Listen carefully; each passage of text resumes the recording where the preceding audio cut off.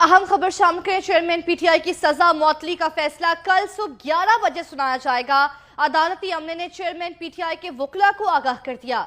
Islamabad high court के 2 रुकनी bench ने दरख्वास्त पर फैसला महफूज किया था। अहम खबर से आपको अपडेट करें। चेयरमैन पीटीआई की सजा मुअत्तली का फैसला अब कल सुबह 11 बजे सुनाया जाएगा। अदालती अमले ने चेयरमैन पीटीआई के वकील को आगाह कर दिया है। इस्लामाबाद हाई कोर्ट के 2 रुकनी बेंच ने दरख्वास्त पर फैसला महफूज किया था, जो अब से कुछ देर बाद सुनाया जाने का कहा जा रहा था, लेकिन अब फैसला आया है कि कल सुबह 11 बजे ये फैसला सुनाया जाएगा। चेयरमैन पीटीआई की सजा मुअत्तली का फैसला कल सुबह 11 बजे सुनाया जाएगा। अदालती अमले ने चेयरमैन पीटीआई के वकील को भी आगाह कर दिया है। इस्लामाबाद हाई कोर्ट के 2 रुकनी बेंच ने दरख्वास्त पर फैसला महफूज कर लिया है। आपको अपडेट करें कि ये फैसला अब कल सुबह 11 बजे सुनाया जाएगा।